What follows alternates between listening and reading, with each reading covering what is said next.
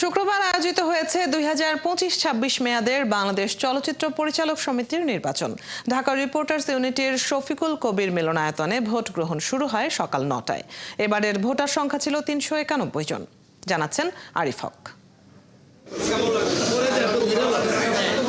সকল জল্পনা কল্পনার অবসান ঘটিয়ে আয়োজিত হলো বাংলাদেশ চলচ্চিত্র পরিচালক সমিতির নির্বাচন।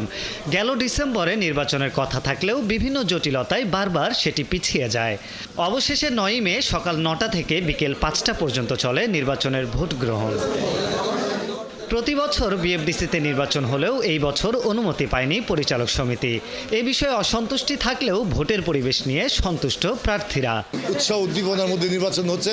আমাদের প্রাণের সংগঠন বাংলাদেশ চলচ্চিত্র পরিচালক সমিতির সকল সদস্যকে জানাই আমি কৃতজ্ঞতা এবং ধন্যবাদ। তো উপস্থিতি সকাল থেকে আমি আসার পরে দেখলাম যে খুবই ভালো এবং স্বতঃস্ফূর্ত। যে আসছে ভোটার তাদেরকে আমরা স্বাগত জানাচ্ছি, দুইজনই বুকে জড়াই ধরছি। এখানে আমাদের কোনো বিরোধ নেই, আমরা একটা সুস্থ সুন্দর পরিবেশে ইলেকশনটা করতে পারছি। এরকম একটা সুন্দর মিলন মেলা যেটা ভোটের মাধ্যমে আমরা সবাইকে দেখতে পারি অনেক বছর পরে।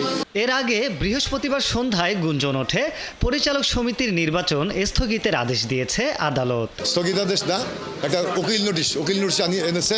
যেই নোটিশ এনেছে তার মধ্যে অনেক গরমিল আছে, টেম্পার করা আছে, কিছু কাগজ, আমার কাছে প্রমাণ আছে।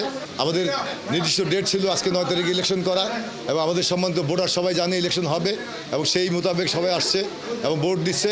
একটা সংঘাতপূর্ণ পরিবেশ সৃষ্টি করার জন্য এটা তারা তৈরি করার চেষ্টা করেছে। এটা সত্যতা হলে নির্বাচন কমিশনের আমাদের যে নির্বাচন কমিশন খুবই শক্তিশালী কমিশন, আব্দুল লতিফ বাচ্চু স্যারের নেতৃত্বে, উনি অবশ্যই ইলেকশন করতেন না।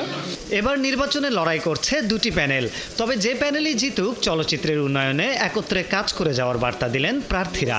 আশা করি আমরা একটি সুন্দর পরিবেশে সফলভাবে নির্বাচনটা সমাপ্ত করতে পারবো এবং যারাই বিজয়ী হয় আমরা অন্যরা তাদেরকে বুকে জড়িয়ে ধরে অভ্যর্থনা জানাবো এবং অভিনন্দন জানাবো। নির্মাতাই হলো চলচ্চিত্রের পেছনের মূল কারিগর, তাই নির্বাচিতদের হাত ধরে এগিয়ে যাবে দেশের সিনেমা, এমনটাই প্রত্যাশা চলচ্চিত্র সংশ্লিষ্টের।